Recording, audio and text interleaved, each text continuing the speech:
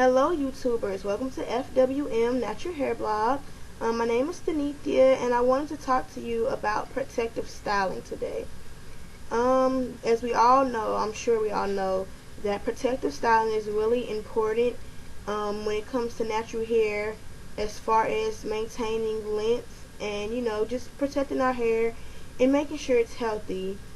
As you can see, I have my hair in twists and they're pulled back and pinned up with this little wide headband, wraparound headband on. I've done protective styling in the past, and I believe that my hair has benefited from it, but I've also done protective styling and done some damage to my hair. Like, for example, one of the first protective styles I ever did was yarn braids when my hair got long enough. And I would say a reason I didn't benefit from it was because I think I kept them in for about 2 weeks. It was the summertime and I was high and I was like, oh, my hair's growing, so I want to wear my hair out. I think that had I kept them in, I really could have saw some growth, just from leaving my hair unmanipulated. The second protective style I had was some micro braids. They're the second time I ever had micro braids in my life, and I kept them in about, I want to say, from November to about January, so that's like 2 months. Problem was, because they were so tiny, I had a lot of breakage around my edges and the nape of my neck. So, like, my edges, they're still growing back, and this was over a year ago now. So, almost, it'll be 2 coming up next year. Coming up towards the end of the year. But, and I still have, you can tell there were spots where I was missing hair and, like, they would just come out by the roots. And although I kept my hair moisturized and kept it clean and all of that, I still lost hair. So, I gained growth and then I still lost hair. So, it was like a lose-lose win. It was like a win-lose type thing. But I did see the benefit of the protective style. Like, my hair really grew, especially with the use of castor oil during the time when I had those braids.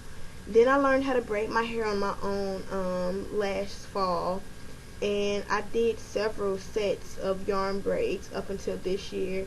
And the last set of yarn braids I had, I want to say, was in May. With those braids, I didn't really keep my yarn braids in long because they would get fuzzy or I would get tired of my hair and things like that. And that's one of the downfalls of protective styling for me, is that I get bored really easily with my hair, and then I'm also lazy. So bored coupled with lazy does not work well with trying to, maintain growth. The last set of yarn braids I did, I started realizing that my hair started breaking off at the crown, and I have like some pieces of hair that are like way shorter than the rest of my hair.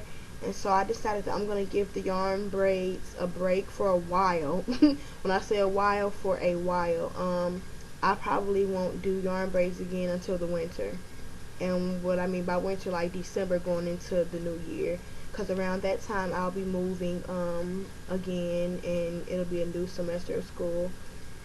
So right now, for protective styling, I'm going to be keeping my hair in 2-strand twists, keeping them moisturized and sealed well, keeping my ends away as best as I can.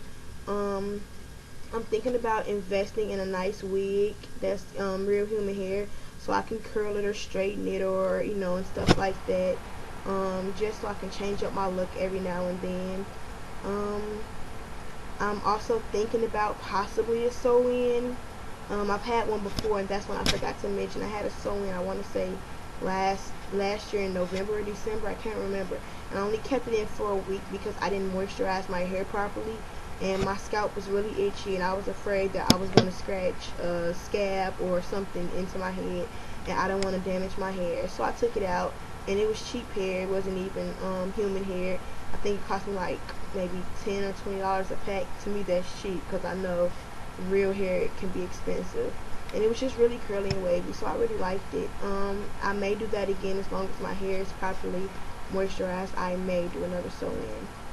But yeah, that's pretty much it for me as far as protective styling. I also wanted to mention that I am doing a castor oil challenge. Well, I'm supposed to be. I ran out of castor oil. I don't get paid until Friday. So I'm going to have to continue to use my olive oil until I get some more castor oil. But yeah, that challenge is from June until September.